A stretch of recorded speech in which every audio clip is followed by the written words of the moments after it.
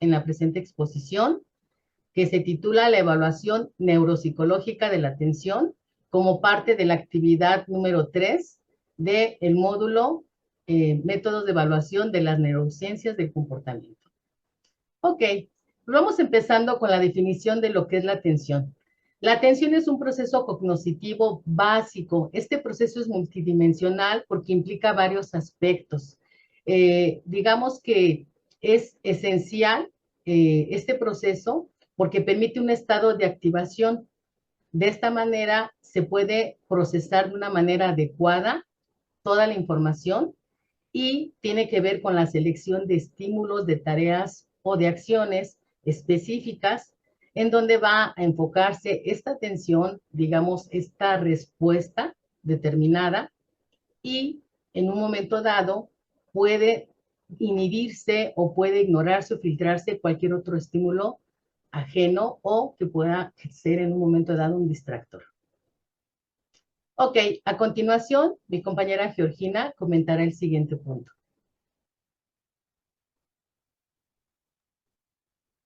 Bueno, la siguiente es por qué la atención se considera un proceso cognitivo. Y este es porque pues se encarga de seleccionar información que viene de estímulos ya sean internos o externos y pues que dependiendo de la importancia de estos estímulos será utilizado para el sujeto y esta información pues será utilizada en la situación que se requiera, ya sea por ejemplo leer un libro, ver imágenes o resolver acertijos matemáticos, ¿no?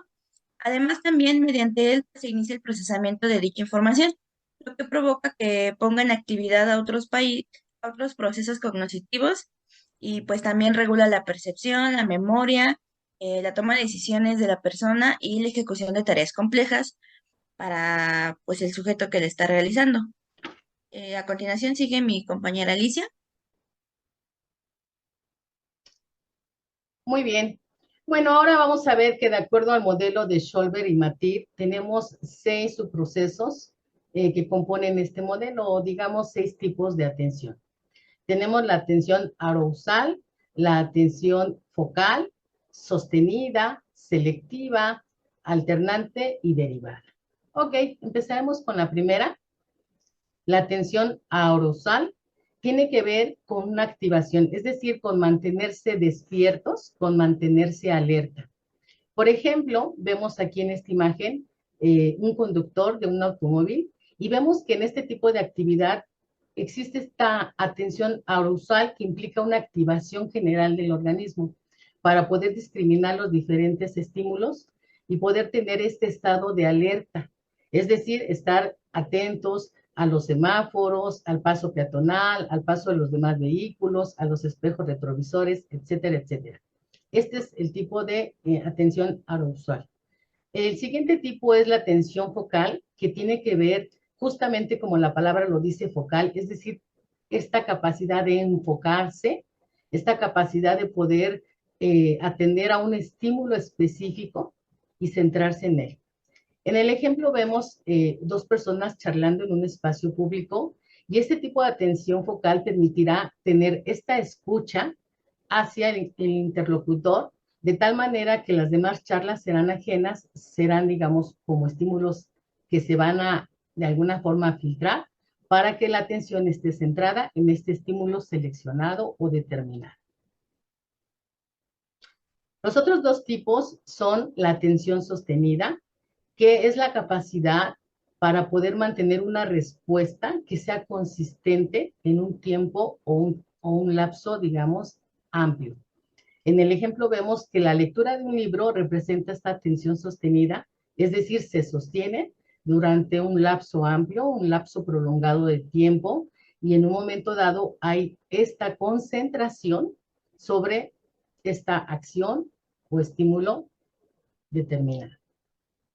El otro tipo de atención es la atención selectiva, que tiene que ver, como igualmente lo dice su palabra, ¿verdad? Selección, es decir, la elección, el poder elegir una tarea, una acción que es relevante y que al elegir esta tarea relevante se va a inhibir los demás estímulos que son ajenos a lo que se ha de alguna forma seleccionado. En el ejemplo vemos, por así decirlo, un músico tocando dentro de una orquesta, aunque ciertamente es un conjunto de personas en donde hay diferentes instrumentos, diferentes tipos de lectura de partitura, el músico se va a centrar y va a seleccionar, en este caso, el instrumento musical, el cual va a ejecutar, y la lectura de la partitura correspondiente, por lo cual ese será el estímulo o la acción relevante en la cual estará su atención selectiva, y las demás, digamos, sonidos, los demás instrumentos serán sonidos que él va a inhibir para efecto de poder concentrarse o atender el estímulo seleccionado. Y los últimos dos tipos de atención es la atención alternante. Esta tiene que ver con la rotación, es decir, esta capacidad de poder turnar, de poder alternar, de poder rotar entre diferentes tareas que tienen requerimientos cognitivos pues diversos.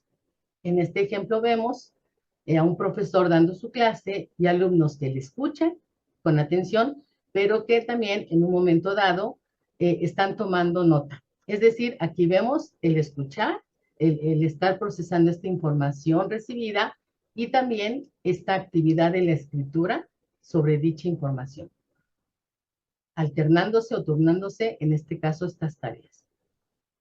Y finalmente tenemos la atención dividida, que implica la capacidad de realizar dos tareas diferentes de manera simultánea. Por ejemplo, aquí vemos a una persona que está hablando por teléfono, a su vez que está planchando. Bueno, a continuación viene mi compañera a seguir con el siguiente punto, Georgina.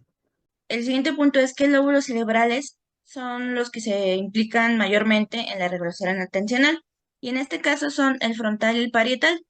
Para empezar, el lóbulo frontal es el encargado de las funciones ejecutivas y de las funciones cognitivas superiores. Es el encargado de seleccionar las respuestas motoras particulares a tareas que aparecen, por ejemplo, el movimiento ocular o el simple hecho de mover la cabeza para cuando algo te llama la atención. También es importante mencionar que regula los procesos psicológicos, la planificación, la atención sostenida y la atención focalizada. Después pues, sigue la parietal. El ANCO se encarga de focalizar la atención hacia el estímulo o la actividad que se esté realizando, independiente de la acción motora que, pues obviamente se esté realizando en el momento. Este lóbulo prepara mapas sensoriales para orientar la atención, y también está involucrado en la atención espacial y en la orientación del sujeto. Es decir, cuando te dan un texto o te dan una dirección, tú tienes que saber cómo orientarte. Y este lóbulo es el que te ayuda a saber qué dirección tomar o por dónde irte. A continuación, sigue mi compañero Rodrigo. Hola, buenas noches. A mí me tocó mencionar algunas de las tareas o pruebas de tipo que se emplean para evaluar la atención visual, y la prueba que escogimos fue la prueba de Stroop. Esta prueba se va a basar en evaluar la capacidad que llega a tener un sujeto, que puede tener un sujeto, para seleccionar respuestas con base a un criterio y no realizarse de manera automática. En las pruebas de Stroop se van a realizar con distintos materiales. Lo primero van a ser filas de cartas. Estas cartas van a tener el nombre de ciertos colores, que van a ser verde, rojo, azul, negro y amarillo. Y como una nota puede ser que el color puede o no corresponder al nombre de la carta. Para describir esta prueba, tenemos que ver que se va a dividir en tres fases. En nuestra primera fase, el sujeto va a dedicarse a leer el nombre de los colores en cartas de color negro. En nuestra segunda parte se va a tener una lista de colores, los cuales no van a corresponder al el nombre que se está diciendo. Y nuestra tercera fase es que se van a leer los colores de los nombres en sí del mismo color que se está pretendiendo decir. Esta prueba, como tal, lo que va a intentar verificar o evaluar es la capacidad de inhibición que puede llegar a tener un sujeto, al igual que la atención focalizada y selectiva que puede llegar a tener. Nuestra siguiente pregunta, que es la pregunta número 6, fue averigua y expone de manera concreta un tipo de tarea para evaluar la atención auditiva. La prueba que nosotros escogimos, en este caso, vendría siendo la escucha dicótica. Este tipo de escucha en realidad se basa en ponerle a un sujeto dos audios, bueno, unos audífonos con dos audios, tanto en el oído izquierdo como en el oído derecho, y lo que van a tener estos audios es que van a ser completamente distintos, ya sea en el oído izquierdo que en el oído derecho. Este tipo de estímulos presentados van a variar entre palabras, entre sílabas, entre letras, entre sonidos musicales. Y esto se va a realizar para ver la capacidad que puede llegar a tener el sujeto de diferenciar los estímulos y seleccionar los que correspondan o los que él crea que son los más importantes para la situación que necesite en ese momento. Muchas gracias. Hola, la pregunta 7 es ¿por qué se considera importante evaluar las capacidades atencionales en un contexto de evaluación neuropsicológica? Bueno, primeramente tanto para psicología como para neuropsicología se necesita tener una evaluación concreta para que así se pueda dar una solución adecuada al problema de cualquier índole. Eh, en este caso, que sería neuropsicológica, sería para descartar algún mal funcionamiento fisiológico en el encéfalo, eh, y por consiguiente, para ver si existe algún tipo de déficit en cuanto a nivel atención y a cuanto a nivel fisiológico. Lo vuelvo a repetir. También ayuda a diferenciar los mecanismos que se crean. Como ya vemos, hay muchas divagaciones a veces en los conceptos cuando no hay una atención correcta.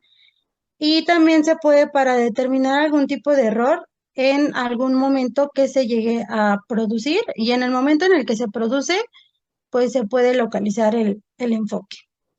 Y esto ayuda a tener un adecuado tratamiento o solución al problema que se ve en la evaluación. Y por último, en la diapositiva 8, tenemos que cuáles son los principales procesos atencionales que se ponen en juego mediante la ejecución de la prueba de atención y por qué.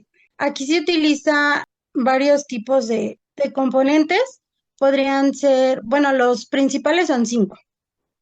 El primero sería la percepción visual, porque es el enfoque que se le va a dar bueno, en este caso, este test es un recuadro con diferentes figuras. Entonces, visual, porque prácticamente es lo que se está evaluando al mostrar el recuadro con las figuras. Atención selectiva es porque se le pone al paciente seleccionar un tipo en concreto de las figuras que hay. La planificación y la organización sería el cómo él va a empezar a realizar la búsqueda de lo que se le indique, por ejemplo, de arriba abajo, de un lado a otro, esporádicamente. Pues él puede tener su propio método. Y, por ejemplo, en atención sostenida, como le había mencionado la compañera, en atención sostenida es mantener un tipo en concreto de atención en lo que se está realizando por un lapso largo. En este caso sería pues en la búsqueda de lo que se le está planteando. Y en la memoria de trabajo es para poner en práctica lo que se le está pidiendo, memorizando la figura que en este caso se le está pidiendo seleccionar. Bueno, pues a continuación estamos haciendo nuestras referencias, citando las que tuvimos acceso para llevar a cabo esta exposición y agradecemos mucho la atención a la misma. Gracias.